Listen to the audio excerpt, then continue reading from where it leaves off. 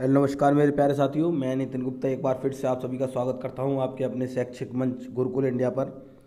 तो साथियों, आज हम करने वाले हैं आपके ईबीएस के बहुत ही ज़्यादा महत्वपूर्ण प्रश्न। ये महत्वपूर्ण इसलिए बोल रहा हूं क्योंकि ये क्वेश्चन बहुत ही ज़्यादा सिलेक्टेड हैं आपके सीटेट एग्ज़ाम को लेकर। ठीक है, अंतिम समय है तो इन क्वेश्चनों को बिल्कुल ध्यानपूर्वक आप समझते चलेंगे। अगर आप पर क्वेश्चन भी नहीं सॉल्व करना आ रहा, मतलब आपको ऑप्शन नहीं लगाना आ रहा कि कौन सा ऑप्शन सही है, तो मैं इस वीडियो में बताने वाला हूँ कि आपको वो ऑप्शन जो है किस तरीके से सही लगाना है। ठीक है, नेगेटिव टैग वर्ड बताता हुआ चलूँगा, पॉजिटिव टैग वर्ड बताता हुआ चलूँगा, किस तरीके से आपको जो है क्वेश्चनों को करना है। ठीक है, तो बिल्कुल जुड़े रहेंगे अंत तक। जितने साथी चैनल पर पहली बार जुड़ रहे हैं, सीटेट या किसी भी अन्य शिक्षक भर्ती की तैयारी कर रहे हैं, चैनल को सब्सक्राइब कर लेंगे। चैनल को सब्सक्राइब करके बेल आइकन को प्रेस कर लेंगे, जिससे क्या है आने वाली नेक्स्ट वीडियो का नोटिफिकेशन आप तक तुरंत पहुंच सकेगा। ठीक है, चलिए स्टार्ट करते हैं। देखिए 140 प्रश्न हमने कर लिए थे कंप्लीट साथियों, 140 प्रश्न हमने कर लिए थे। मैंने इससे पहले मैं बता दूं आपको, मैंने 7 वीडियो मतलब 7 क्लासेस में करा चुका हूं, जिसमें मैंने 140 प्रश्न लगभग करा चुका हूं। आज हम इससे आगे के क्वेश्चन करेंगे। ठीक है, ये क्वेश्चन मैंने एक एक पॉइंट इसमें डिस्कस करते हुए हमने जो है इसको सॉल्व किया है। तो जिन साथियों ने नहीं देखा है, प्लेलिस्ट में आप जाकर देखेंगे, ईबीएस पेडागोजी नाम से जो है सीरीज उसमें देखने को मिल जाएगी। आप जो है एक एक करके उसको देखते जाएंगे। ठीक है, चलिए तो स्टार्ट करते हैं। देखिए क्लास का पहला क्वेश्चन और हमारी सीरीज का 139वां क्वेश्चन क्या है कि एक विज्ञान शिक्षिका श्वसन प्रकरण पढ़ाने के बाद परीक्षा का आयोजन करती है और यह देखती है कि अधिकांश विद्यार्थी श्वसन और सांस लेने के बीच अंतर को नहीं समझते हैं। यह किसके कारण हो सकता है? अब देखिए ध्यान से समझेंगे। यहाँ पर एक शिक्षिका है जो श्वसन प्रकरण पढ़ाना चाह रही है, ठीक है, और विद्यार्थी है उसमें जो है श्वसन और सांस लेने के बीच में जो अंतर है उसको जो है नहीं समझते हैं। तो उसके लिए ये क्या कारण हो सकता है? तो ये हमें बताना है कि यह उनकी कक्षा अध्यापिका नहीं है, विद्यार्थी प्रश्न को सही तरीके से नहीं समझ सके, शिक्षिका की कक्षा में प्रायः बहुत अनुशासनहीनता रहती है, डी हमारा ऑप्शन है वह कक्षा में प्रभावी तरीके से संबंधित संकल्पना को व्याख्यात नहीं कर सकी। बिल्कुल जैसा कि साथियों आपको देखने को मिल रहा है, जो साथी हमारे रेगुलर जुड़े हुए हैं वो इस क्वेश्चन को आसानी से कर लेंगे। इसमें क्या ऑप्शन आपका सही होगा? ऑप्शन डी आपका सही होने वाला है, वह कक्षा में प्रभावी तरीके से संबंधित संकल्पना को व्याख्यात नहीं कर सकी। यहाँ पर देखिए ये कह रहा है वह उनकी कक्षा अध्यापिका नहीं है, ये आपका गलत करेंगे आप जो है विद्यार्थी प्रश्न को सही तरीके से नहीं समझ सके, ये तो बिल्कुल आपका नेगेटिव हो जाएगा। मैंने आपको बता रखा अनुशासनहीनता, यहाँ पर देखिए ये नेगेटिव पॉइंट आपको देखने को मिल रहा है, तो ये आप नहीं लगाएंगे। आपका ऑप्शन कौन सा सही है? डी। ठीक है, मैं साथियों ज़्यादा से ज़्यादा क्वेश्चन कराने की कोशिश करूँगा, बिल्कुल आपको साथ रहना है हमारे। ठीक है, चलिए सतत एवं व्यापक मूल्यांकन की एक तकनीकी है, बिल्कुल इंपॉर्टेंट लिख लेंगे। देखिए सारे क्वेश्चन इंपॉर्टेंट हैं, जो इम्पोर्टेंट मुझे ज़्यादा लगेगा जो आपके एग्ज़ाम को लेकर वो मैं बताता हुआ चलूँगा। ठीक है, तो ये क्वेश्चन ज़्यादातर पूछा जाता है प्रत्येक, ये देखिए कोई सा भी आपका चाहे हिंदी का हो, मैथ का हो, चाहे ईबीएस का हो, जो पेडागोजी का पोर्शन है उसमें सतत एवं व्यापक मूल्यांकन से क्वेश्चन आपका आता है। ठीक है, तो सतत एवं व्यापक मूल्यांकन की एक तकनीक है सत्र मूल्यांकन, अर्धवार्षिक मूल्यांकन, निदानात्मक मूल्यांकन, इकाई मूल्यांकन। बताइए क्या इसका आंसर? आप देखिए सतत और व्यापक, ठीक है, दो तरीके के मूल्यांकन होते हैं, मैं इसको डिटेल में आपको बताऊंगा। तो इसमें पहले तो आप ऑप्शन बताएंगे कौन सा सही है, तो ऑप्शन आपका कौन सा सही है? ऑप्शन सी सही है। ठीक है, अब निदानात्मक मूल्यांकन इसमें क्यों कहा गया है? क्योंकि इसमें क्या है कि बच्चे का जो है प्रति आप कह सकते हैं, देखिए सप्ताह प्रति महीना ये आपके अर्धवार्षिक पेपर होते हैं, वार्षिक पेपर होते हैं, तो ये क्या है उसके मूल्यांकन की तकनीकी होती है। अब निदानात्मक मूल्यांकन इसमें क्यों लगाया गया है? बच्चे की कमजोरियों को पता लगाकर, ठीक है, उसका क्या है निदान करना है, ये इसमें बताया गया है। ठीक है, तो सतत और व्यापक मूल्यांकन की जो तकनीकी है, जो किस उद्देश्य आप कह सकते हैं, वो निदानात्मक मूल्यांकन से रिलेटेड है। ठीक है, चलिए अगले क्वेश्चन की बात करूं कि एक अच्छे परीक्षण की कौन सी विशेषता नहीं है। अब यहाँ पर नहीं वाला है, ध्यान से समझेंगे।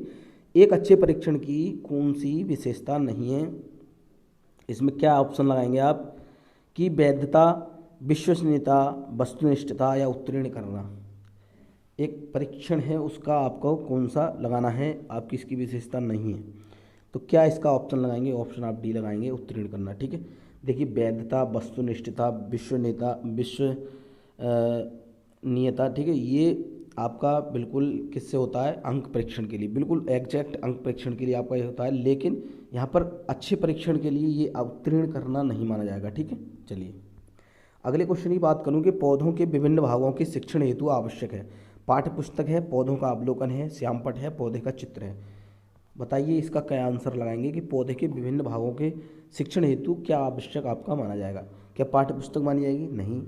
क्या श्यामपट्ट माना जाएगा, नहीं। पौधे का चित्र, नहीं। लेकिन पौधे का अवलोकन बिल्कुल आपका सही माना जाएगा।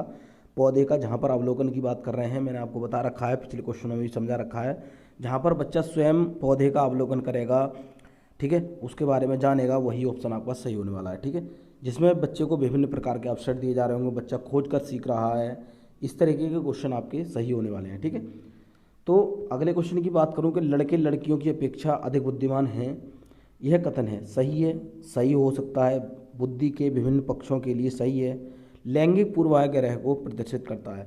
तो बिल्कुल ये इंपॉर्टेंट क्वेश्चन है, ये क्वेश्चन आपका पूछा जाता है और शायद पूछ लिया भी जाए आगे चलकर क्वेश्चन आपका जो है एग्जाम में, तो ध्यान समझेंगे इसका क्या ऑप्शन आपका सही है।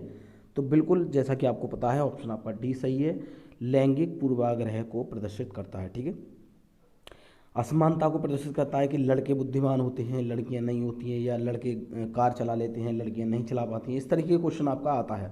ठीक है, तो उसमें लैंगिक पूर्वाग्रह को यह प्रदर्शित कर रहा है। ठीक है, चलिए अगले क्वेश्चन की बात करूँ, मैंने सारे क्वेश्चन लिए साथियों, अगर आपने ये सीरीज कंप्लीट कर ली, मैं गारंटी दे रहा हूँ, जैसा कि मैंने आपको बताया 30 में 30 क्वेश्चन आप सही करने वाले हैं। आप बिल्कुल ईवीएस का पोर्शन बहुत ही ज़्यादा मजबूत तरीके से करने वाले हैं। ठीक है, हिंदी पेडागोजी भी मैंने बिल्कुल डिटेल में एक एक इतनी सारी वीडियो करा रखी हैं, अगर आप गिनती की 4 से 5 वीडियो भी देख लेंगे तो मैंने सारी चीज़ें उसमें समझा रखी हैं कि आप negative tag word, positive tag word, किस तरीके ऑप्शन आप जो है सही करेंगे। ठीक है, तो जिन साथियों ने नहीं देखी जाकर देखेंगे, आपको प्लेलिस्ट में सारी वीडियो देखने को मिल जाएंगी।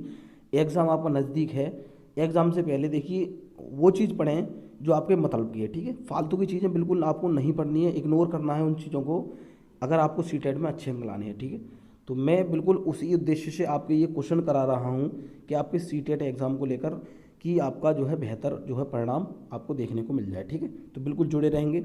चलिए, तो कक्षा 8 का एक विद्यार्थी एक मिश्रण के अवयवों को पृथक करने के लिए प्रयोग करता है। प्रयोग के तरीके की सारणी दी गई है, आ वा वा। ठीक है, दो है आ और वा, तो ये 2 सारणी हैं, इनमें बताएंगे। देखिए मिश्रण जल, ठीक है, और इसमें चुंबक और निस्पंदन ये आपको इसमें महत्वपूर्ण है। तो ये देखिए लोहे की कील, हमने देखी मिश्रण चुंबक का भी हो सकता है। ठीक है, तो लोहे की कील एवं बालू, ठीक है, मतलब आपने चुंबक से क्या आप करेंगे, देखिए तो क्या इसमें निस्पंदन, देखिए जल अलग चीज़ है, लेकिन पहला वाला जो आ वाला है उसको हमें देखना है कि लोहे की कीलें एवं बालू, लोहे की कीलें एवं चीनी, ये लकड़ी के टुकड़े एवं बालू, या स्टेनलेस स्टील एवं चीनी। क्या इसका आंसर आप जो है सही करते साथियों, क्या आप आंसर इसका सही करते, तो बिल्कुल ऑप्शन आप क्या लगाएंगे, ऑप्शन ए। क्या आप समझेंगे, देखिए चुंबक से आपका क्या जो संबंध है कि लोहे की कील है। ठीक है, और जल में जो आप मिलाने की बात करेंगे तो बालू आप मिलाएंगे। ठीक है, ये बात समझ गए होंगे। अवयवों को पृथक करने के लिए प्रयोग करते हैं। ठीक है, ये तरीका इसमें बताया गया है। तो बिल्कुल जब हम बालू उसको मतलब जैसे कह सकते हैं लोहे की कीलें एवं बालू मिली हुई हैं, तो क्या करना है हमें, पहले जल में मिला देंगे हम इन चीज़ों को, लोहे की कील हैं और बालू को। ठीक है, तो क्या होगा उसमें, बालू भी नीचे बैठ जाएगी और जो है लोहे की कीलें भी, तो लोहे की कीलों को चुंबक के द्वारा जो हम उसमें निकाल लेंगे तो बालू बच जाएगी। तो इस तरीके की आप समझेंगे कि मिश्रण की यहाँ पर बात की गई थी। ठीक है, चलिए अगले क्वेश्चन की मैं बात करूँ कि आप बालकों के साथ चना अंकुरण की गतिविधि करते हैं, जिसमें प्रत्येक बालक भिन्न भिन्न परिस्थितियों में अंकुरण का प्रयास करता है। तो ए केवल हवा में, बी हवा और पानी में, सी पानी में पूरी तरह से डूबा कर। अब देखिए इसमें 3 हमने जो देखे थे पॉइंट, तो उसमें बताना है कि बालक प्राप्त परिणामों को अपनी कॉपियों में अंकित करते हैं, विश्लेषण करते हैं और निष्कर्षित करते हैं कि अंकुरण के लिए पानी और हवा दोनों आवश्यक हैं। इस गतिविधि में निम्नलिखित में से किस कौशल से बालक का परिचय नहीं होता। देखिए समझ लेंगे, यहाँ पर एक शिक्षक है वो चना अंकुरण की विधि पढ़ा रहा है, तो वो कह रहा है कि कौन सी परिस्थिति हो सकती है कि केवल हवा में हो सकती है या पानी में, या पानी में पूरी तरह से डुबा कर, ठीक है। तो इसमें कौन सा कौशल बालक का परिचय नहीं होता है, इसमें कौन से कौशल का परिचय नहीं होता है, अवलोकन का, वर्गीकरण का, या उन्नतीकरण का, या तार्किकता का।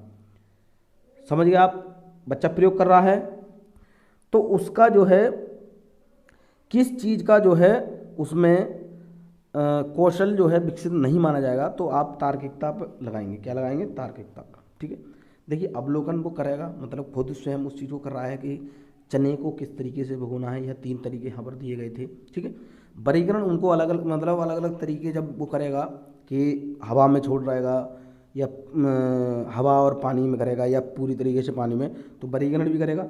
उन्नतीकरण किस तरीके से, कौन सी विधि सबसे बढ़िया है, वो भी आप समझ गए होंगे। लेकिन तार्किक, उसमें तार्किकता का कोई मतलब नहीं है, ठीक है। और मैं एक चीज़ देखिए लॉजिक बता दूं आपको कि तार्किकता जहाँ पर देखिए ईबीएस या पर्यावरण अध्ययन में आपको तार्किकता कहीं भी देखने को मिल जाए, वो निगेटिव पॉइंट में क्या आएगी, निगेटिव पॉइंट में आती है, ठीक है। मेरी बात समझ गए होंगे। यहाँ पर देखिए मैं एक चीज़ बता दूं कि ईबीएस में जहाँ पर अवलोकन, वर्गीकरण, ठीक है, अवलोकन, वर्गीकरण, क्षेत्र भ्रमण, इस तरीके के पॉइंट हैं वो आपके बिल्कुल सही माने जाते हैं, ठीक है। और गणित में मैं बता दूं तार्किकता, ठीक है, या गणितीकरण, इस तरीके के ऑप्शन आपके सही होते हैं, ठीक है। तो इन दोनों को आप देखिए एक दूसरे से मिलान ना करें। अगर आपका ईबीएस है तो आप जो है अवलोकन या वर्गीकरण या क्षेत्र भ्रमण, इस तरीके के ऑप्शन यहाँ देखने को मिल जाएंगे, वो सही करेंगे। तार्किकता जहाँ ईबीएस में देखने को मिल जाए वो निगेटिव में चली जाएगी, ठीक है। ये बात समझ गए होंगे। यहाँ पर अगर हिंदी भाषा की आता तो तार्किकता का उससे कोई मतलब नहीं होता। हिंदी वाले ऑप्शन में आपका जो मतलब हिंदी पेडागोजी का पोर्शन है उसमें तार्किकता का कोई मतलब ही नहीं है, तो वो निगेटिव में चला गया। आप मेरी बात समझ गए होंगे साथियों। अगर आप समझ गए हैं तो वीडियो को लाइक करके मुझे बता देंगे कि हाँ हम समझ चुके हैं, ठीक है। मैं सारी चीज़ें कराऊंगा इसमें, आपको बिल्कुल कोई भी परेशान होने की ज़रूरत नहीं है। इससे पहले ही मैंने वीडियो करा रखी है, क्लास करा रखी है, वो जाकर आप देख सकते हैं, ठीक है। चलिए टीएलएम, ये क्वेश्चन भी पूछा जाता है, इंपॉर्टेंट लिखेंगे। टीएलएम का अर्थ निम्नलिखित में, निम्न में से क्या है? क्या टीचिंग लाइट मटेरियल है, या टीचिंग लर्निंग मेथड है, या टीचिंग लर्निंग मटेरियल है, या टीचिंग लर्निंग मोमेंट है? बिल्कुल बताएंगे। ये क्वेश्चन इंपॉर्टेंट है, इंपॉर्टेंट लिख लेंगे, इस तरीके के क्वेश्चन आपके आते हैं। टीएलएम का मतलब क्या होता है? Teaching learning material. क्या होता है साथियों? टीचिंग लर्निंग मटेरियल, ठीक है। चलिए आवाज़ थोड़ी सी आपको कम लग रही होगी क्योंकि मेरा थोड़ा सा गला बैठ चुका है, ठीक है। मैं देखिए आपके लिए देखिए सीटेट एग्ज़ाम पास में है, इसलिए मुझे मजबूरी है मुझे वीडियो बनाने का, ठीक है। मैं आपको जो है आपकी परिस्थिति को देखकर जो है मैं प्रयास कर रहा हूँ कि आप जो है पीछे ना हटें, ठीक है, क्योंकि हमारी सीरीज रेगुलर चल रही है। मैं प्रतिदिन आपको इस तरीके के क्वेश्चन लेकर आता हूँ कि आपके एग्ज़ाम से रिलेटेड होते हैं, ठीक है। तो बिल्कुल आप भी जो है लाइक करके और अपने सभी साथियों तक शेयर करके उसको क्या करेंगे, हमारा जो है सम्मान करेंगे एक तरीके से, ठीक है। चलिए पर्यावरण शिक्षण को बाल केंद्रित बनाने हेतु प्रभावशाली विधि निम्न में से कौन है? ठीक, ये क्वेश्चन बिल्कुल सही है। भ्रमण, बागवानी, समूह कार्य, इनमें से सभी। बिल्कुल ऑप्शन आपका बिल्कुल पता चल गया होगा। बिल्कुल क्या ऑप्शन लगाएंगे आप? ऑप्शन सी डी लगाएंगे। क्या लगेगा? ऑप्शन डी लगाएंगे। भ्रमण देखिए मैंने बता दिया, सबसे पहले आपको बताया कि जहाँ पर भ्रमण किया जा रहा है, बच्चा जो है भ्रमण के द्वारा सीख रहा है, वो बिल्कुल आपका ऑप्शन सही है। बागवानी की यहाँ पर बात करा, बागवानी का मतलब हो गया बच्चा स्वयं उसका अवलोकन करके मतलब सीखेगा, ठीक है। बच्चा पौधे के, अभी हमने पीछे पढ़ा था पौधे का अवलोकन करना, ठीक है, मतलब बच्चा खुद उस चीज़ को कर रहा है, ठीक है। समूह कार्य समझ गया, आपके सामाजिकरण की भावना इसमें देखने को मिल जाती है। तो ये 3 ऑप्शन आपके सही हैं। चलिए अगले क्वेश्चन की बात करूँ कि बाल केंद्रित शिक्षण का अर्थ निम्न में से क्या नहीं है। अब इसमें नहीं वाला आ गया, ध्यान समझेंगे। समुदाय केंद्रित होता है, शिक्षार्थी केंद्रित होता है, अध्येता केंद्रित होता है, या छात्र केंद्रित होता है? बताइए क्या इसका आप ऑप्शन लगाएंगे। तो बिल्कुल ऑप्शन आप लगाएंगे ऑप्शन ए। क्या लगाएंगे? ऑप्शन ए लगाएंगे साथियों, समुदाय केंद्रित, ठीक है। क्या बाल केंद्रित तो देखिए शिक्षार्थी और छात्र केंद्रित तो ये हो ही गया आपका। देखिए मैं दिखा दूँ कि ये दोनों पॉइंट जो बाल केंद्रित ये तो यहाँ पर दिख ही रहे हैं साथियों, ये तो आपको दिख ही रहे हैं कि छात्र और बाल मतलब एक ही बात होती है, शिक्षार्थी भी बात एक ही बात होगी, लेकिन समुदाय की यहाँ पर बाल केंद्रित हो गया। प्रत्येक बालक एक व्यक्तिगत आप कह सकते हैं, मतलब एक एक बालक की बात कर रहे हैं, बाल केंद्रित उन्हीं की तरफ जो बात की जा रही है। समुदाय केंद्रित बहुत सी जगह है जहाँ समुदाय होता है, लेकिन यहाँ बाल केंद्रित की बात कर रहा है तो, और शिक्षण की बात कर रहा है, तो जहाँ आपको देखने को मिल रहा है कि छात्र, शिक्षार्थी या ये तीनों यहाँ देखने को मिलते हैं, लेकिन समुदाय हर जगह देखने को मिल जाता है। ठीक है, तो इसलिए ऑप्शन आपका ए सही था, जिसमें कि नहीं वाला था। ठीक है, अगले क्वेश्चन की बात करूं कि पर्यावरण शिक्षण की प्रभावशाली विधि है। ठीक है, प्रभावशाली विधि कौन सी? व्याख्यान है, आगमन है, निगमन है, प्रयोगशाला है। क्या इसको ऑप्शन लगाएंगे? ऑप्शन डी लगाएंगे, प्रयोगशाला। ठीक है, पर्यावरण शिक्षण की प्रभावशाली विधि जहाँ देखने को मिल जाए प्रयोगशाला आप लगा देंगे साथियों, बिल्कुल समझ में आगे होगी। चलिए अगले क्वेश्चन की बात करूँ कि पाठचर्या को अपेक्षाकृत प्रभावकारी बनाने हेतु इसका निर्माण निवेश से किस स्तर पर होना चाहिए? पाठचर्या को प्रभावकारी बनाने हेतु आप किस चीज़ का निर्माण करेंगे? क्या राष्ट्र का, या राज्य का, या जिला, या विद्यालय का? बिल्कुल क्या ऑप्शन आप लगाएंगे? तो ऑप्शन बिल्कुल आप सी लगाने वाले हैं। क्या लगाने वाले हैं? ऑप्शन सी लगाने वाले हैं साथियों। अगले क्वेश्चन की बात करूं कि समस्याग्रस्त बालक का पता लगाने की विधि निम्न में से कौन है? तो बताइए क्या इसका ऑप्शन लगाएंगे? क्या सेमिनार है, या क्रियात्मक शोध है, या केस स्टडी है, या इनमें से सभी है? समस्याग्रस्त बालक का पता लगाना है तो इसके लिए कौन सी विधि आपकी बिल्कुल ज़्यादा सही मानी गई है? तो ऑप्शन सी आपका सही है, केस स्टडी। ठीक है, क्या है ऑप्शन आपका? Case study. मतलब बच्चे के बारे में आप जो है जानेंगे, पोर्टफोलियो भी कहीं ना कहीं आपको देखने को मिल जाता है, तो वो ही ऑप्शन आपका सही होगा। अगले क्वेश्चन की बात करूं कि एक अध्यापक मेधा पाटेकर व अमृता देवी बिश्नोई के योगदान पर बोल रहा है क्योंकि दोनों का संबंध जल संरक्षण के आंदोलन से है, दोनों महिला सशक्तिकरण आंदोलन से संबद्ध हैं, दोनों के आंदोलन पर्यावरणीय मुद्दों पर हैं, दोनों ने चिपको आंदोलन को आगे बढ़ाया। तो बिल्कुल आप समझ गए होंगे क्या इसका ऑप्शन लगाएंगे? ऑप्शन आप लगाने वाले हैं ऑप्शन सी, दोनों के आंदोलन जो हैं पर्यावरणीय मुद्दों पर हैं। ठीक है, इसलिए जो है इनके बारे में बताया गया है। ठीक है, चलिए अगले क्वेश्चन की बात करूं कि रसोई घर में अग्नि से सुरक्षात्मक उपाय के रूप में क्या अपनाया जाना चाहिए? प्राथमिक चिकित्सा मंजूषा, अग्निशामक यंत्र, अग्निरोधक प्रणाली, या अग्नि रहित यंत्र? क्या इसका ऑप्शन आप सही करेंगे? तो बिल्कुल ऑप्शन आप बी लगाने वाले हैं, अग्निशामक यंत्र। ठीक है, क्या लगाएंगे? अग्निशामक यंत्र। एक विद्यार्थी ने 2 बॉक्स बनाए, पहले में सूरज, पानी और वायु के नाम की स्लिप डाली, जबकि दूसरे में कोयला, पेट्रोलियम व प्राकृतिक गैसों के नाम की स्लिप डाली। पहले बॉक्स का नाम होगा। तो पहले में देखिए क्या क्या डाला था उसने, सूरज, पानी, वायु, इस तरीके की। ठीक, तो जैसा कि आपने ऑप्शन क्वेश्चन पढ़ लिया तो आप बिल्कुल ऑप्शन आप लगा देंगे। साथियों अगर आप पर क्वेश्चन नहीं आ रहा है तो आप क्वेश्चन को ध्यान से समझेंगे। ठीक है, आपको आंसर खुद ब खुद पता चल जाएगा। तो जैसा कि इसमें देखिए प्राकृतिक संसाधन है, या अपुनचक्रित संसाधन है, या आपका क्षरणीय संसाधन है, या वास्तविक संसाधन है। तो बिल्कुल आपको पता चल रहा है क्या इसका ऑप्शन लगाएंगे? तो ऑप्शन ए ही आपको पता चल रहा है साथियों, प्राकृतिक संसाधन। जैसा कि सूरज, पानी, वायु ये आपको कहाँ देखने को मिलते हैं? प्रकृति में देखने को मिलते हैं। तो साथियों प्राकृतिक आपका लगाएंगे। ठीक है, चलिए अगले क्वेश्चन की बात करूँ कि खाली स्थान को विज्ञान शिक्षण को अधिक प्रभावी बनाने की कुंजी माना जाता है। किस चीज़ को विज्ञान शिक्षण की अधिक प्रभावी कुंजी माना जाता है? प्रयोग, कहानी कथन, गोष्ठी, या समूह चर्चा? तो बिल्कुल आपको पता चल रहा है, ऑप्शन आप क्या लगाएंगे? ऑप्शन ए लगाएंगे, प्रयोग। ठीक है, कहानी कथन जहाँ रिलेट आप करेगा, मैं बता दूँ, देखिए इसमें भी बता दूँ कि भाषा शिक्षण की जहाँ बात करेगा वहाँ कहानी कथन आप लगाएंगे। गोष्ठी ये हिंदी पेडागोजी के हैं, ये पॉइंट हिंदी पेडागोजी के पॉइंट हैं ये। ठीक है, चलिए अगला क्वेश्चन देख लेते हैं। तो अगला क्वेश्चन है कि निम्न में से कौन सी परिघटना कक्षा में प्रदर्शित नहीं की जा सकती? तो ऐसी कौन सी घटना है जो कक्षा में प्रदर्शित नहीं की जा सकती? बर्फ का निर्माण है, बाष्प बिंदु निर्माण है, कोहरा निर्माण है, या बर्फ से तरल निर्माण है? तो देखिए कक्षा में आप क्या क्या कर सकते हैं। देखिए बर्फ का निर्माण कर सकते हैं, ठीक है, बाष्प बिंदु निर्माण कर सकते हैं, बर्फ से तरल भी कर सकते हैं, लेकिन कोहरा निर्माण नहीं कर सकते। ठीक है, क्या है साथियों? कोहरा निर्माण नहीं कर सकते। तो यही आपका ऑप्शन क्या है? सही हो जाएगा, ऑप्शन सी। ठीक है, चलिए मैं ज़्यादा से ज़्यादा क्वेश्चन करने की कोशिश करूँगा, बिल्कुल आपको साथ रहना है हमारे। ठीक है, चलिए तो विज्ञान का एक शिक्षक छात्रों को 3 समूहों में बांटा है। प्रथम समूह में सदस्य आपस में कसकर आलिंगन कर रहे हैं। आलिंगन मतलब पास पास, ठीक है, मैंने बता दिया, पास पास जुड़े हुए हैं, ठीक है, तो चिपक कर खड़े हैं, इस तरीके से आप समझेंगे। दूसरे समूह में सदस्य एक दूसरे से हाथ पकड़े हुए हैं। तीसरे समूह में सदस्य एक दूसरे से दूर दूर खड़े हैं। शिक्षक क्या पढ़ाना चाहता है, तो बताइए क्या पढ़ाना चाह रहा है।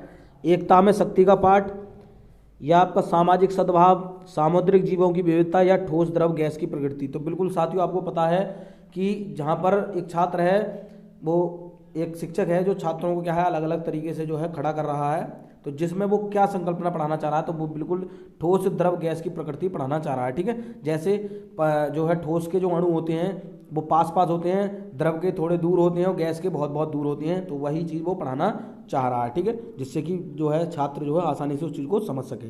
बात समझ में आ गई होगी।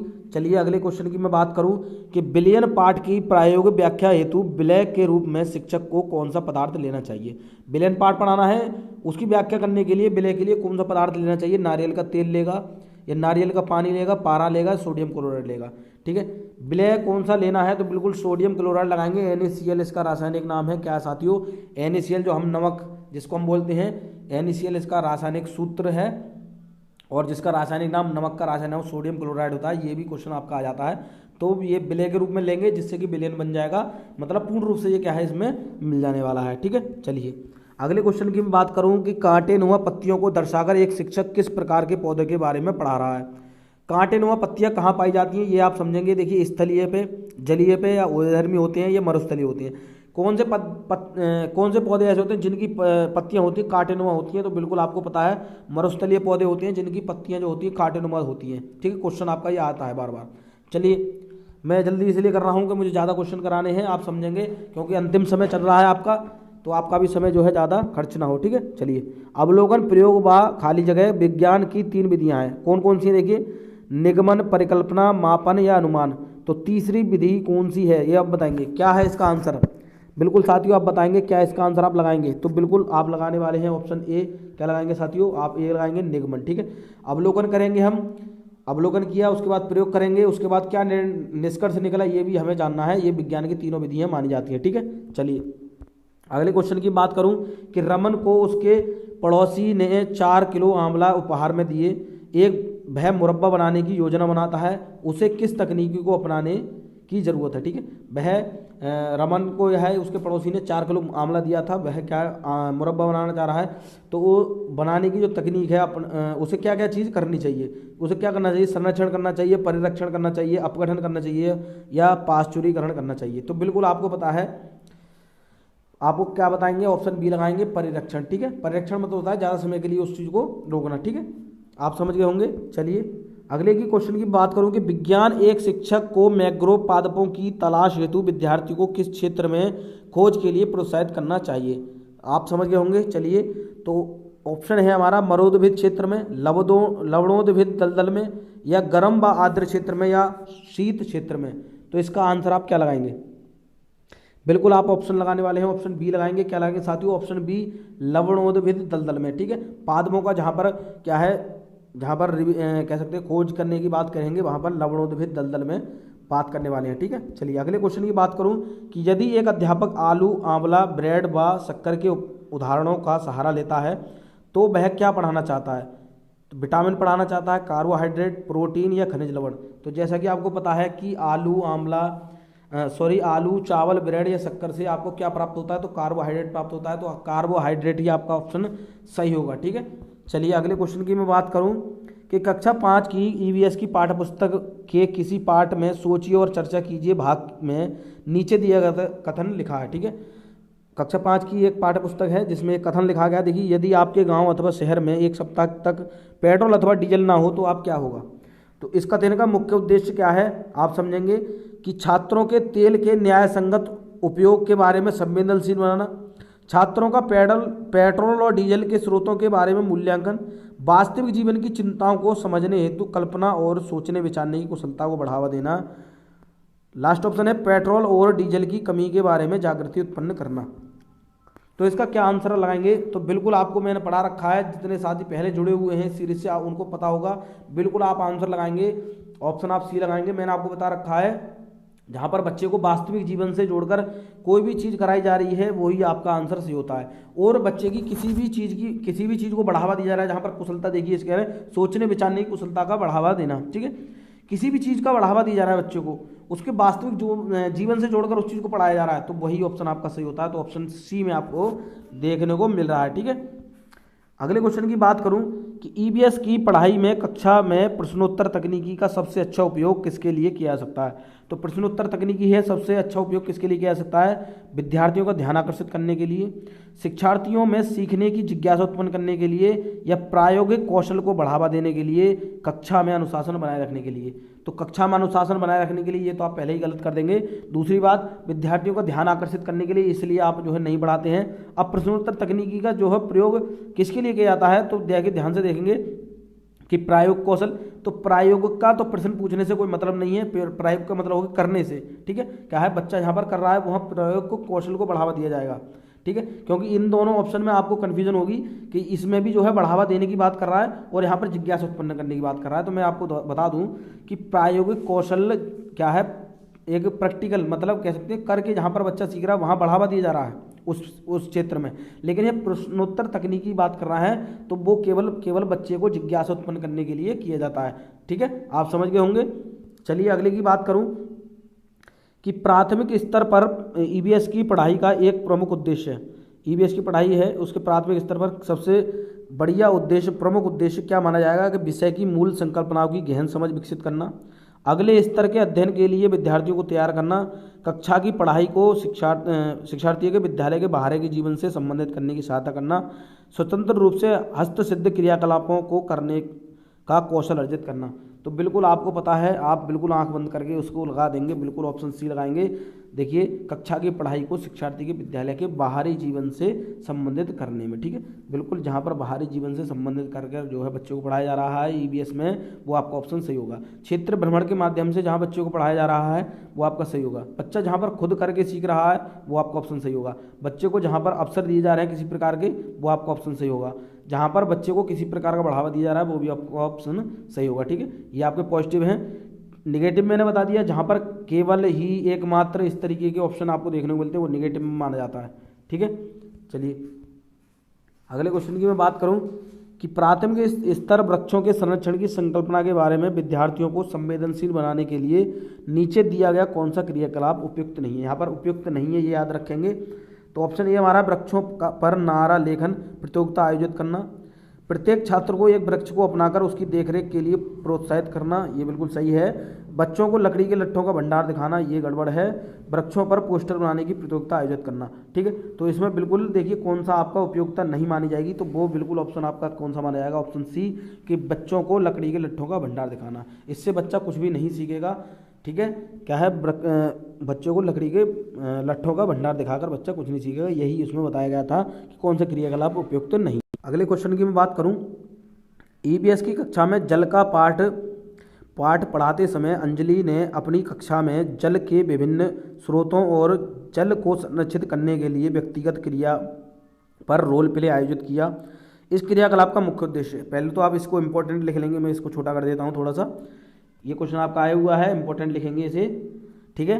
विद्यार्थियों की सामाजिक कुशलता में सुधार करना, अधिगम की प्रक्रिया में एक रास्ता को तोड़ना, अधिगम की प्रक्रिया में विद्यार्थियों का सक्रिय भाग लेना सुनिश्चित करना, या डी हमारा है जल के स्रोतों के विषय में विद्यार्थियों के ज्ञान में वृद्धि करना।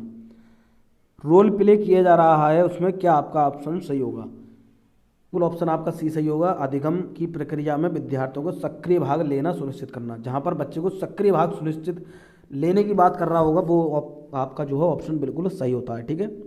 क्या है, जहाँ पर बच्चा सक्रिय है, बच्चा रुचि ले रहा है, ठीक है, वो आपका ऑप्शन सही होता है। बच्चा जिज्ञासा कर रहा है, जिज्ञासा ले रहा है उस चीज़ में, वो भी आपका ऑप्शन सही होता है, ठीक है। मैंने ये सारी चीज़ करा रखी है। अगर आपने हिंदी पेडागोजी वाली नहीं देखी वीडियो तो जाकर देखेंगे, बिल्कुल मैं गारंटी देता हूँ अगर आपने वो वीडियो देख ली जाकर तो आप बिल्कुल ऐसे समझेंगे कि हाँ अब तो जो है हम हिंदी में जो है बिल्कुल जो है 30 में 30 करने वाले हैं, ठीक है। बिल्कुल पेडागोजी इस तरीके से समझाइए मैंने जो है कि आप एक भी क्वेश्चन गलत नहीं करेंगे, ठीक है। बिल्कुल एक एक पॉइंट इस तरीके से समझाया, आप जाकर देखेंगे खुद आपको पता चल जाएगा, ठीक है। और ईबीएस पेडागोजी की हमने सीरीज कर ही रखी है, तो बहुत जल्दी हम इसको समाप्त करेंगे। ठीक है, प्राथमिक स्तर पर ईबीएस की पाठचर्या को शुद्ध विज्ञान और सामाजिक विज्ञान की संकल्पनाओं को सम्मिलित करके विकसित किया गया है। ऐसा करने का मुख्य उद्देश्य है क्या है? शिक्षार्थियों को पर्यावरण को सांकल्यवादी ढंग से देखने योग्य बनाना, पढ़ाई के विषयों की संख्या को कम करना, विद्यार्थियों के बस्ते का बोझ कम करना, विषय अध्यापकों की आवश्यकता को कम करना। क्या इसका आंसर आप सही करेंगे? तो बिल्कुल आपको पता चल रहा है, ऑप्शन ए लगाएंगे। क्या है? शिक्षार्थियों को पर्यावरण को सांकल्यवादी ढंग से देखने योग्य बनाना। अब कुछ साथियों को इसको थोड़ा सा गड़बड़ लग रहा होगा, पहले आप इसको दोबारा समझेंगे। प्राथमिक स्तर पर ईबीएस की पाठचर्या को शुद्ध विज्ञान और सामाजिक विज्ञान की संकल्पना को सम्मिलित करके विकसित किया गया है। ऐसा करने का उद्देश्य क्या है? ठीक है, तो शिक्षार्थियों बिल्कुल आप समझ गए होंगे किस लिए मैंने आपका ऑप्शन लगाया है। शिक्षार्थियों पर्यावरण को सांकल्यवादी ढंग से देखने योग्य बनाना। ठीक है, इसीलिए जो है उसमें शुद्ध विज्ञान और सामाजिक विज्ञान की संकल्पना को सम्मिलित किया गया। ठीक, आप समझ गए होंगे। चलिए अगले क्वेश्चन की मैं बात करूं। देखिए इस तरीके के क्वेश्चन आपके पूछे जाते हैं। मैंने सारे क्वेश्चन लिए हैं, बिल्कुल किसी प्रकार की दिमाग में दुविधा लेने की कोई भी ज़रूरत नहीं है। अगला क्वेश्चन है कि निम्नलिखित में से कौन से प्राथमिक स्तर पर पर्यावरण अध्ययन में आकलन के लिए उपकरण और तकनीकी है? परियोजना कार्य, क्षेत्र भ्रमण, जर्नल लिखना, विचार मानचित्रण। अब इसमें ऑप्शन आपको बताना है, केवल बी और सी, केवल डी, ए बी सी, या डी ए बी सी और डी, या केवल ए और बी। इसमें कौन कौन सी चीज़ें आपको सही देखने को मिल रही हैं? तो मैं आपको बता दूं, इसमें चारों ही चीज़ आपकी सही है, तो ऑप्शन आपका डी सही है। परियोजना कार्य भी आपका जो है पहले बनाना पड़ता है, फिर क्षेत्र भ्रमण करेंगे, फिर उसके बारे में लिखेंगे और फिर उसके बाद में विचार करेंगे। चलिए अगले क्वेश्चन की बात करें। मिजोरम में की जाने वाली झूम खेती के विषय में निम्नलिखित कथनों का अध्ययन कीजिए।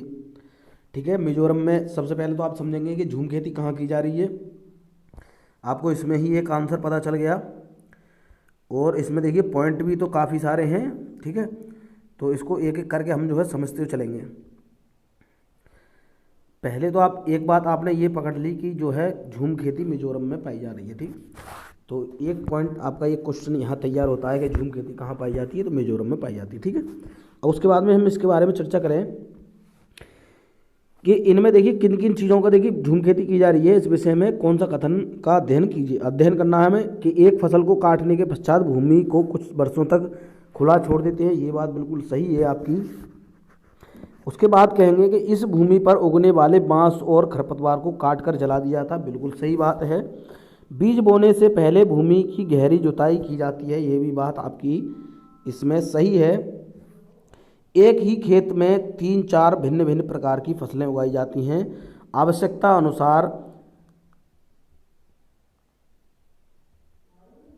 अनुसार जो है रासायनिक उर्वरकों और कीटनाशकों का उपयोग भी किया जाता है। तो ये भी आपका जो है सही नहीं माना जाएगा। क्या? ये आपका सही नहीं माना जाएगा। ठीक है, कौन कौन सा आपका सही है? देखिए खुला छोड़ देते हैं और उसे जो है बांस और जो घास उग जाती है उसको जला देते हैं, और उसके बाद में इसके बाद में आप डी लगाएंगे। क्या लगाएंगे? डी लगाएंगे। एक ही खेत में 3-4 प्रकार की भिन्न भिन्न फसलें उगाई जाती हैं। तो ये देखिए ए बी डी किस में आपको देखने को मिल रहा है? ऑप्शन बी में देखने को मिल रहा है, ए बी डी। ठीक है, कहाँ है साथियों? ए बी डी आपको ऑप्शन बी में देखने को मिल रहा है। ठीक है, ये क्वेश्चन आपका पूछा जाता है जरूर, मिजोरम वाला। ठीक है, ध्यान से देख लेंगे इसे। अगला क्वेश्चन है, पर्यावरण अध्ययन के शिक्षण से उन प्रक्रिया आधारित कौशलों को बढ़ावा दिया जाना चाहिए जो पूछताछ आधारित प्रत्यक्ष अनुभवों के केंद्र बिंदु हैं। निम्नलिखित में से कौन सा एक ऐसा कौशल नहीं है? तो क्या इसका लगाएंगे? देखिए पूर्वानुमान, निर्धारण, निष्कर्ष निकालना या अवलोकन। इसका क्या आंसर आप जो है करने वाले थे? तो बिल्कुल आपको पता है क्या इसका आंसर आप लगाएंगे। दोबारा समझेंगे। देखिए कौन सा ऐसा कौशल नहीं है। ठीक है, पूर्वानुमान, ठीक है, निर्धारण, निष्कर्ष निकालना और अवलोकन। दोबारा समझेंगे। देखिए कि पर्यावरण अध्ययन के शिक्षण से उन प्रक्रिया आधारित कौशलों को बढ़ावा दिया जाना चाहिए जो पूछताछ आधारित प्रत्यक्ष अनुभवों के केंद्र बिंदु हैं। निम्नलिखित में से कौन सा ऐसा कौशल नहीं है? ये आपका जो है पूर्वानुमान जो है बिल्कुल आपका गलत माना जाएगा। यही ऑप्शन आपका सही माना जाएगा और यही गलत है। तो पूर्वानुमान जो है नहीं लगा सकते। देखिए निर्धारण, निष्कर्ष निकालना, अवलोकन, ये तीनों चीज़ जो है वहाँ पर जो है देखकर पता चलता है। ठीक है, प्रत्यक्ष अनुभव की यहाँ बात कर रहा, लेकिन पूर्वानुमान इसमें नहीं माना जाएगा। ठीक है, चलिए अगले क्वेश्चन की बात करूँ कि निरीक्षण विधि की विशेषता नहीं है। तो निरीक्षण विधि की विशेषता कौन सी नहीं है? यह एक मनोवैज्ञानिक विधि है, यह प्रत्यक्ष अनुभवों पर आधारित है, यह एक बाल केंद्रित विधि है जिसमें शिक्षक एक प्रशासक के रूप में होता है, यह विधि विभिन्न सर्वेक्षणों द्वारा अपनाई जाती है। निरीक्षण विधि की यहाँ पर बात की जा रही है। तो निरीक्षण विधि के बारे में आप बताएंगे क्या इसका ऑप्शन सही होगा? तो ऑप्शन ए लगाएंगे, यह एक मनोवैज्ञानिक विधि है, यही आपका जो है विशेषता नहीं माना जाता है। ठीक है, आप समझ गए होंगे। देखिए प्रत्यक्ष अनुभवों पर आधारित होती है, ये बात सही है। बाल केंद्रित है जिसमें प्रशासक, बिल्कुल बात सही है। सर्वेक्षण द्वारा अपनाई जाती विधि है ये, लेकिन नहीं वाला था, तो ऑप्शन ए सही है। ठीक है, क्या है? मनोवैज्ञानिक विधि इसमें नहीं मानी जाती। मैंने बता दिया, जहाँ पर अगर बाल विकास की बात कर रहा है तो बाल विकास वाला ही ऑप्शन सही होगा, और अगर गणित पेडागोजी की बात कर रहा है तो गणित वाला, जो तार्किक वाला मैंने बताया था, वही सही होगा। और जहाँ पर देखिए अनुभव, प्रत्यक्ष अनुभव की जहाँ पर बात की जा रही है पर्यावरण अध्ययन में, वो आपका सही होता है, मैंने बता दिया। क्षेत्र भ्रमण की जहाँ बात कर रहा है ईवीएस में, वो सही होता है। यहाँ पर अगर कोई भी, अगर देखिए भाषा से संबंधित कोई भी अगर यहाँ ऑप्शन आ जाता तो आप जो है उसमें सही कर देते, लेकिन वो गलत माना जाएगा। ठीक है, क्योंकि वो ईवीएस से भाषा का कोई भी मतलब नहीं है। ठीक है, ना ही इसका कोई गणित से मतलब है।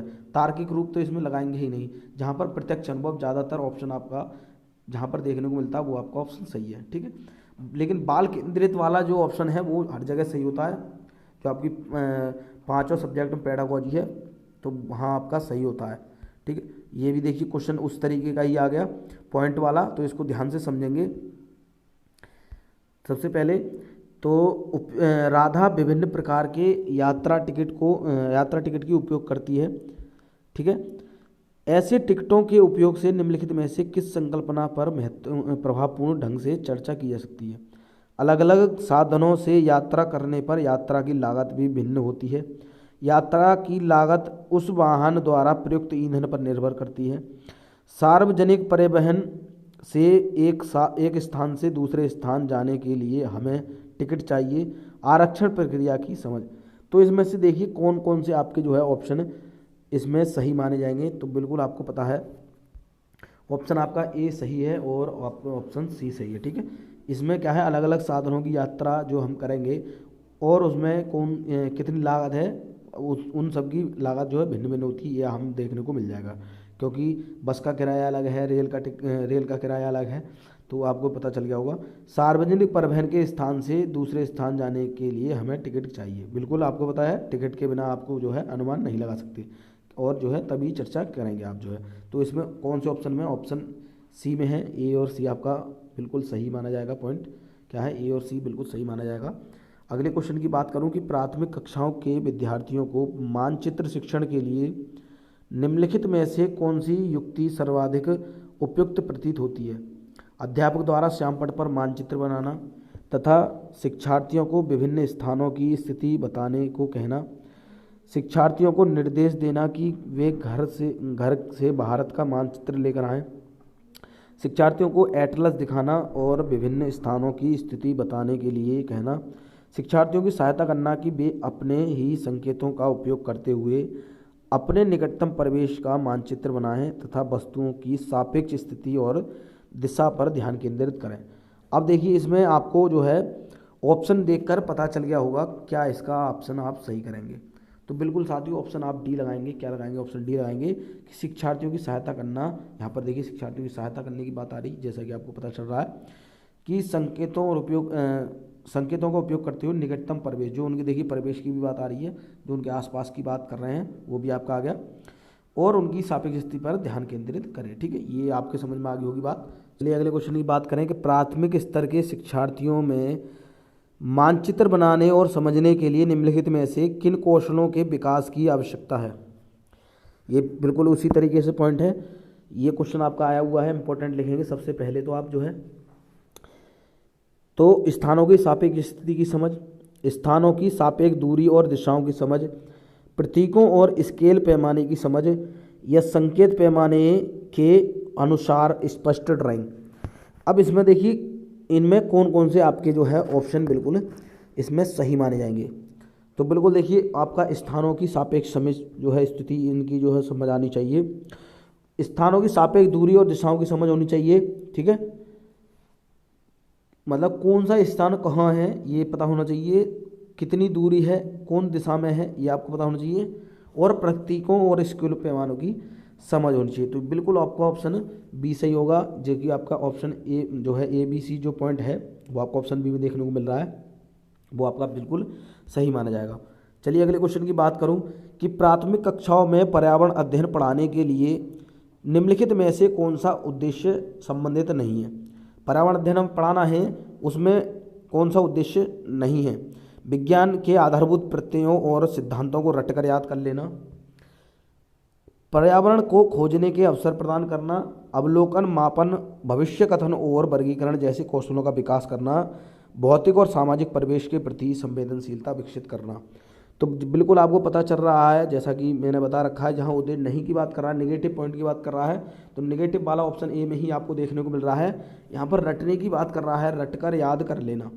मैंने आपको बता रहा है जहाँ पर रटने की बात करेगा, बार बार दोहराने की बात करेगा, वो ही ऑप्शन आपका नेगेटिव माना जाता है। ठीक है, केवल ही मात्र इस तरीके की भी अगर आपको देखने को मिल जाती है वो भी नेगेटिव माना जाता है। ठीक है, अगले क्वेश्चन की बात करूँ कि पर्यावरण अध्ययन की पाठ्य पुस्तकों में विभिन्न प्रकरणों में एक खंड करके देखो को शामिल किया गया है जिसका उद्देश्य है। तो क्या देखिए, घर में शिक्षार्थियों को व्यस्त रखना, प्रत्यक्ष हस्तपरक अनुभव उपलब्ध कराना, परीक्षा में निष्पादन को सुधारना, वैज्ञानिक शब्दावली की परिभाषाएं सीखना।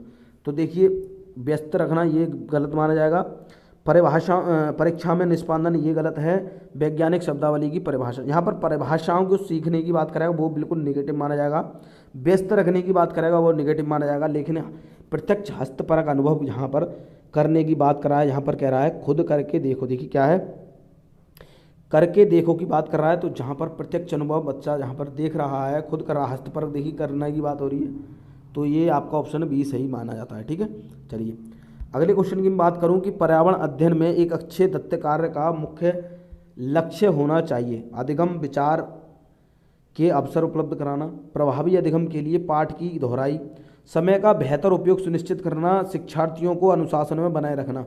तो शिक्षार्थियों को अनुशासन में बनाए रखना बिल्कुल गलत मानेंगे। समय का बेहतर सुनिश्चित करना मैंने बता दिया, समय का जहाँ पर बाउंडेशन की बात करेगा, समय को जो है बांधने की बात करेगा वो आपका गलत होगा। प्रभावी अधिगम के लिए पाठ की दोहराई, देखिए दोहराने की बात कर रहा है साथियों, निगेटिव मैंने बता दिया। अनुशासन में बनाए रखने की बात करेगा वो निगेटिव माना जाएगा। समय में जो है बांध कर रख रहे हैं बच्चों को, मैं बता दूं देखिए अनुशासन की जहां बात करेगा, अनुशासन में बनाए रखने की, समय में बांधने की बात करेगा वो बिल्कुल गलत माना जाएगा। पाठ को दोहराने की बात करेगा बार बार, वो बिल्कुल आपका गलत माना जाएगा।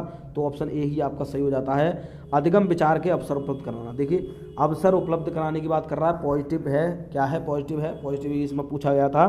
तो बिल्कुल आपके समझ में आ गया होगा कि निगेटिव पॉइंट कैसे छांटेंगे और पॉजिटिव पॉइंट कैसे छांटेंगे। ठीक है, अगले क्वेश्चन की बात करूं कि कविता पर्यावरण अध्ययन की कक्षा में गरीबी, निरक्षरता और वर्ग असमानता जैसे सामाजिक मुद्दों पर बल देना चाहती है। निम्नलिखित में से कौन सा अधिगम अनुभव इस उद्देश्य की प्राप्ति में अधिक प्रभावी होगा। तो शिक्षार्थियों को संबंधित मुद्दों और स्लोगन लिखने के लिए कहना, संबंधित मुद्दों पर विशेष व्याख्यानों का आयोजन करना, शिक्षार्थियों को संबंधित सामाजिक मुद्दों पर चार्ट तैयार करने के लिए कहना, शिक्षार्थियों को संबंधित जानकारी एकत्रित करने और उनका विश्लेषण करने के लिए सामूहिक परियोजना लेने के लिए कहना। तो क्या इसका ऑप्शन बिल्कुल आप लगाएंगे, जैसा कि आपको पता चल रहा है, तो ऑप्शन आप डी ही लगाएंगे, शिक्षार्थियों को संबंधित जानकारी एकत्रित करने के लिए और उनका विश्लेषण करने के लिए कहना। ठीक है, परियोजना बनाना, समूह परियोजना बनाना बिल्कुल आपका सही माना जाता है। ठीक है, तो बिल्कुल आपको पता चल गया होगा। चलिए अगले क्वेश्चन की बात करूं कि प्राथमिक स्तर पर पर्यावरण अध्ययन में रचनात्मक आकलन को शामिल नहीं करता। क्या है देखिए, शिक्षार्थियों की ग्रेडिंग और रैंकिंग, शिक्षार्थियों के अधिगम रिक्तियों की पहचान, शिक्षण में कमियों की पहचान, शिक्षार्थियों के सीखने को बढ़ाने। तो बताएंगे क्या इसका ऑप्शन आपका बिल्कुल सही होगा, कौन सा आप ऑप्शन लगाएंगे। तो ऑप्शन ए ही लगाएंगे, क्योंकि इसमें कह रहा है कौन सा शामिल नहीं करता। निगेटिव पॉइंट को, निगेटिव क्वेश्चन को जरूर देख लेना है जहाँ पर, क्योंकि बहुत से साथी क्या करते हैं जल्दबाजी में नहीं वाले को नहीं देखते और जल्दीबाजी में क्या अपना आंसर लगा जाते हैं, गलत कर देते हैं। ठीक है, तो आप जो है विद्यार्थी को रैंकिंग या ग्रेडिंग में नहीं बांटेंगे। क्या है, उसे नहीं बांटेंगे ग्रेडिंग में या रैंकिंग में। ठीक है, आपके समझ में आ गई होगी। ये बता दूं, देखिए उनकी कमियों की पहचान, ये पॉजिटिव में माना जाएगा। सीखने को बढ़ाने, बिल्कुल बढ़ावा मैंने बता दिया, जहाँ पर बढ़ावा देने की बात कर रहा वो आपका सही होगा। शिक्षार्थी के अधिगम की रिक्तियों की पहचान, उनकी क्या क्या कमी है, कहाँ पर है, ये आपके तीनों ही पॉजिटिव माने जाते हैं, लेकिन क्वेश्चन में नेगेटिव पूछा गया था, तो ऑप्शन ए आपका सही होगा। अगले क्वेश्चन की बात करूं कि राष्ट्रीय पाठचर्या रूपरेखा एनसीएफ 2005 ने कक्षा 1 और 2 के लिए पर्यावरण अध्ययन के किसी पाठ्यक्रम या पाठ्य पुस्तकों की संस्तुति नहीं की है। इसके लिए सबसे उपयुक्त कारण है। उनका भार कम करने के लिए पर्यावरण अध्ययन केवल कक्षा 3 से आगे की कक्षाओं के लिए है। कक्षा 1 और 2 के शिक्षार्थी पढ़ना लिखना नहीं जानते। संदर्भ युक्त अधिगम प्रवेश प्रदान करना। तो आपको पता चल रहा है देखकर, क्या इसका आंसर आप लगाएंगे? तो बिल्कुल ऑप्शन आप लगाने वाले हैं बी। क्या लगाएंगे साथियों? बी लगाएंगे। पर्यावरण अध्ययन केवल कक्षा 3 से आगे की कक्षाओं के लिए है। दोबारा समझेंगे, कह रहा है इसमें 1 और 2 के लिए पर्यावरण अध्ययन की किसी पाठ्यक्रम पाठ्य पुस्तकों की संस्तुति नहीं की है। इसके लिए उपयुक्त कारण है। तो बिल्कुल पर्यावरण अध्ययन जो है आपका 3 से माना जाता है। ठीक है, आप समझ गए होंगे। अगले क्वेश्चन की बात करूं कि एक अध्यापक को कक्षा 4 के विद्यार्थियों को हमारे देश के भोजन की सांस्कृतिक विविधताएं पढ़ानी है। इस विषय को पढ़ाने के लिए सर्वोत्तम विधि निम्नलिखित में से क्या है? देखिए 4 ऑप्शन आपको देखने को मिल रहे हैं।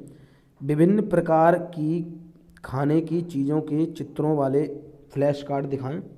अपने देश के विभिन्न राज्यों के विभिन्न लोगों द्वारा खाए जाने वाले विविध भोजन के बारे में विद्यार्थियों को एक प्रोजेक्ट परियोजना दें। विद्यार्थियों से पूछें कि उन्होंने क्या खाया है, उसके बाद चर्चा करें।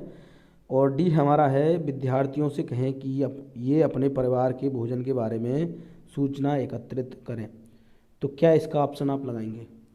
बिल्कुल ऑप्शन बी लगाएंगे। क्या लगाएंगे? ऑप्शन बी लगाएंगे। अपने देश के विभिन्न राज्यों के विभिन्न लोगों द्वारा खाए जाने वाले विविध भोजन के बारे में विद्यार्थियों को एक प्रोजेक्ट परियोजना दें। इसमें आप समझ गए होंगे कि पढ़ाने की सर्वोत्तम विधि निम्नलिखित में से क्या है। ठीक है, समझ गए होंगे आप, क्योंकि सांस्कृतिक विविधता की बात कर रहा है। ठीक है, आप समझ गए होंगे। चलिए अगले क्वेश्चन की बात करूं कि यदि हम पक्षियों का अवलोकन करते हैं तो हम यह पाते हैं कि अधिकांश पक्षी अपनी गर्दन अत्यधिक हिलाते हैं। इसका कारण यह है कि इम्पोर्टेंट क्वेश्चन लिखेंगे। अधिकांश पक्षियों के नेत्र स्थिर होते हैं और घूम नहीं सकते। इनके कान ढके होते हैं और वे उड़ सकते हैं। पक्षियों के 2 नेत्र होते हैं। इनके नेत्र 2 भिन्न भिन्न वस्तुओं को एक ही समय पर फोकस कर सकते हैं। तो ये तो गलत है, क्योंकि किसी भी पक्षी के जो नेत्र होते हैं, आँख होती हैं, वो केवल एक बार में एक ही वस्तु को फोकस कर सकते हैं। गलत हो गया। पक्षियों के 2 नेत्र, इसकी तो कोई देखिए ऐसे जो है नहीं लगाएंगे। ठीक है, कि 2 नेत्र होते हैं, ये तो होते ही हैं। इनके कान ढके होते हैं, वे उड़ सकते हैं, इसका कोई मतलब नहीं है। लेकिन ऑप्शन ए आपका सही है। अधिकांश पक्षियों के नेत्र स्थिर होते हैं और वो घूम नहीं सकते, ये बिल्कुल सही है। क्या है? क्योंकि अधिकांश जो पक्षी होते हैं उनके जो नेत्र होते हैं वो स्थिर होते हैं, वो घूम नहीं सकते। उनकी जो पुतलियाँ होती हैं वो घूम नहीं सकती हैं, इसीलिए वो क्या है, एक बार में एक ही वस्तु को जो है फोकस कर पाते हैं। ठीक है, आपके समझ में आ गया होगा। अगले क्वेश्चन की बात करूं कि सतत और व्यापक मूल्यांकन क्यों आवश्यक है। ये क्वेश्चन इंपॉर्टेंट लिखेंगे। देखिए सारे क्वेश्चन इंपॉर्टेंट हैं, एक बार उनको ध्यान से देखते चलना है। शिक्षार्थियों ने कितना नहीं सीखा है जानने के लिए, शिक्षार्थियों की प्रगति निरंतर ना बनाए रखने के लिए निरंतर मूल्यांकन होते रहने से शिक्षार्थियों में परीक्षा का अनावश्यक भय नहीं होता है, परीक्षा प्रणाली को महत्व देने हेतु। तो क्या इसका ऑप्शन लगाएंगे? तो ऑप्शन आप सी लगाने वाले हैं। निरंतर मूल्यांकन होते रहने से शिक्षार्थियों में परीक्षा का अनावश्यक भय नहीं होता है। ठीक है, तो इसीलिए सतत और व्यापक मूल्यांकन किया जाता है। ठीक है, आप समझ गए होंगे। अगले क्वेश्चन की बात करूं कि कक्षा 3 के विद्यार्थियों को भोजन का पाठ पढ़ाते समय अंजलि भोजन संबंधित आदतों में सांस्कृतिक क्षेत्रीय विविधता पर विशेष ध्यान देना चाहती है। नीचे दिए गए अधिगम अवसरों में किसके द्वारा विद्यार्थियों को वांछित जानकारी दी जा सकती है? विभिन्न क्षेत्रों संस्कृतियों के भोजन को दर्शाने वाले चार्ट का उपयोग और उसकी व्याख्या करना, विभिन्न क्षेत्रों संस्कृतियों के विद्यार्थियों से उनके घरों में खाए जाने वाले भोजन मंगाकर प्रदर्शित करना और सहपाठियों से सूचनाओं का आदान प्रदान करना।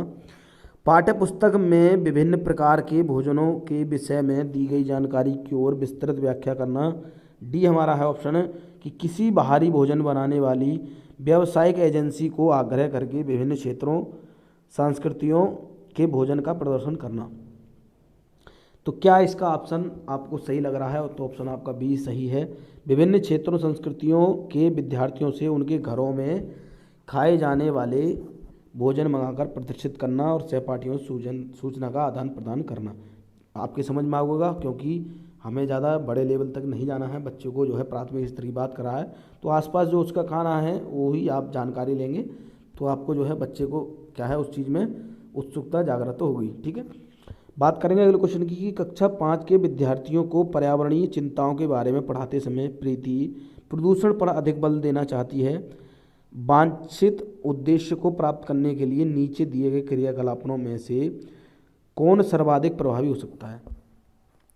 ये पीपीटी जो बनाई है, पीडीएफ है, वो बिल्कुल अभी मतलब कुछ क्वेश्चनों में गड़बड़ है, तो अगर जहाँ अब जो मैं आपको देखिए जब मैं शेयर करूँगा टेलीग्राम पर तो आपको बिल्कुल सही मिल जाएगी। ठीक है, टेलीग्राम चैनल बता दूं मैं आपको, जहां आपको पीडीएफ नोट्स मिलते हैं।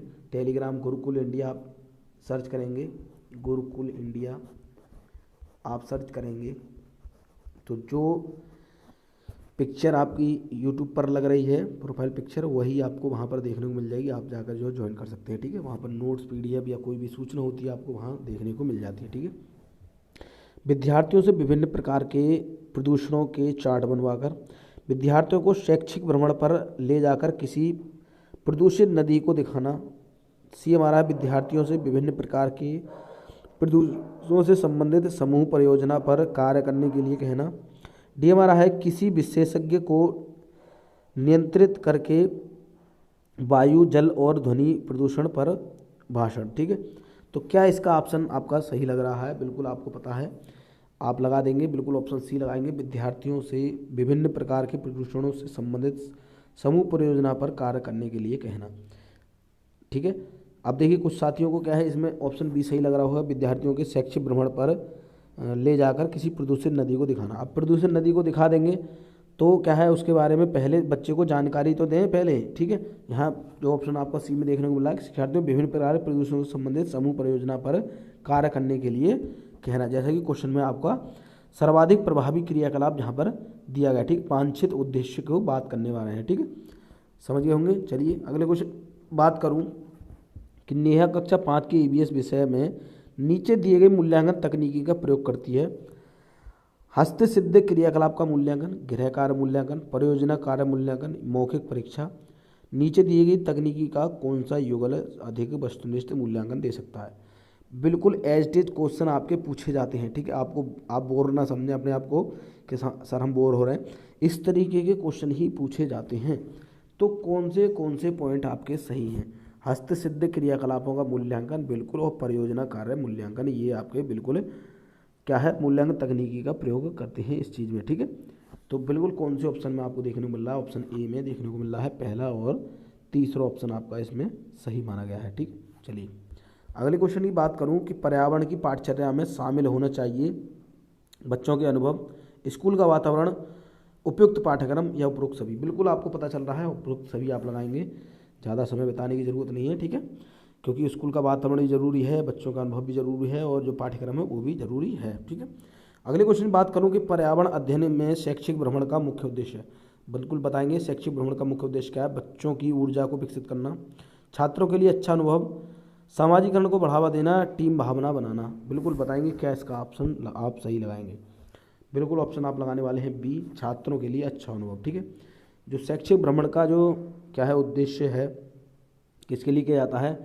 बच्चों के एक अच्छे अनुभव के लिए, बच्चा उससे सीखे, इसको नज़र में रखकर जो है शैक्षिक भ्रमण किया जाता है। ठीक है, अगले क्वेश्चन की बात करूँ कि पर्यावरण शिक्षा में समस्या समाधान विधि का गुण है। लक्ष्य केंद्रित विधि, सृजनात्मक विधि या चयनात्मकता या उपरोक्त सभी। ये इसमें क्या ऑप्शन आप सही करेंगे? तो ऑप्शन डी सही करेंगे। लक्ष्य केंद्रित विधि भी होती है, सृजनात्मकता विधि भी होती है, चयनात्मकता भी होती है उसमें। ठीक है, चलिए अगले क्वेश्चन की बात करूं प्रेक्षण विधि की सीमाएं हैं। क्या है देखिए, यह विधि मितव्यय नहीं है। यह विधि में प्रेक्षण सूक्ष्मता से ना करने पर प्राप्त परिणाम अधिक वैध एवं विश्वसनीय नहीं होते हैं। इस विधि से व्यक्ति के आंतरिक व्यवहारों का अध्ययन संभव नहीं है। या उपरोक्त सभी, कौन सा ऑप्शन आप सही करेंगे? ऑप्शन आप लगाने वाले हैं ऑप्शन बी। इस विधि में प्रेक्षण सूक्ष्मता से न करने पर प्राप्त परिणाम अधिक वैध एवं विश्वसनीय नहीं होते। ठीक है, प्रेक्षण विधि की यहाँ पर बात की जा रही है। इसमें उपरोक्त सभी देखकर आप उपरोक्त सभी न लगा दें। ठीक है, अगले क्वेश्चन की बात करूं, प्राथमिक स्तर पर पर्यावरण अध्ययन पढ़ाने के लिए निम्नलिखित में से कौन सा पहलू सबसे महत्वपूर्ण होना चाहिए? प्राथमिक स्तर पर पर्यावरण अध्ययन पढ़ा रहे हैं तो कौन सा पहलू है जो सर पर जो है महत्वपूर्ण माना जाएगा? क्रियाकलाप संचालित करना तथा कौशलों का विकास करना, आकलन में सफलता प्राप्त करना, विज्ञान की आधारभूत संकल्पनाओं को समझना, सीखने वालों को प्राकृतिक और सामाजिक सांस्कृतिक पर्यावरण से जोड़ना। बताइए क्या इसका आंसर आप सही करेंगे? तो बिल्कुल ऑप्शन आपका पता चल रहा होगा, ऑप्शन डी आप सही करेंगे कि सीखने वालों को प्राकृतिक और समाज सांस्कृतिक पर्यावरण से जोड़ना। बिल्कुल आपको समझ में आ गया होगा। चलिए अगले क्वेश्चन की बात करूं कि प्राथमिक स्तर पर मानचित्रांकन सिखाने से शिक्षार्थियों में निम्नलिखित में से किस कौशल को बढ़ावा मिलता है? साफ सुथरा रेखांकन, गणनाएं और अनुमान, माप के अनुसार चित्रण करना, सापेक्ष स्थिति और दिशाबोध की जानकारी। बिल्कुल आपको पता चल रहा है किस लिए किया जाता है? ऑप्शन डी सही है, सापेक्ष स्थिति और दिशाबोध की जानकारी।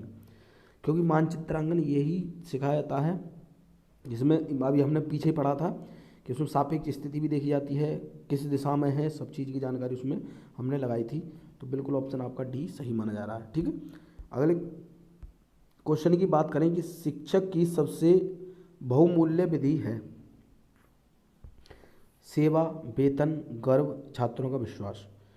सबसे अधिक जो है बहुमूल्य निधि कौन सी है आपकी? छात्रों का विश्वास सबसे ज़्यादा बहुमूल्य माना जाता है। ठीक है, सेवा, गर्व ये तो चीज़ें हैं ही हैं, लेकिन जो सर्वप्रथम माना जाएगा वो छात्रों का विश्वास ही माना जाएगा। ठीक है, जिससे बच्चा जो है अपने जो कह सकते हैं अपने दिल की बात एक टीचर से कह सके। ठीक है, कोई भी उसमें अगर क्वेश्चन नहीं आ रहा है तो वो उसे बेझिझक बिना डरे जो है उस चीज़ को बता सके। ठीक है, तो बिल्कुल छात्रों का विश्वास में महत्वपूर्ण माना जाएगा। ठीक है, तो साथियों यहीं विराम करते हैं क्योंकि मेरी तबीयत थोड़ी सी ख़राब है, लेकिन आपका एग्ज़ाम है इसलिए जो है मुझे चिंता थी, तो इसलिए जो है मैं क्वेश्चन आपकी सीरीज लेकर आया हूँ। इसमें जो है लगभग 80 प्रश्न और रह गए हैं, वो मैं कल करा दूँगा।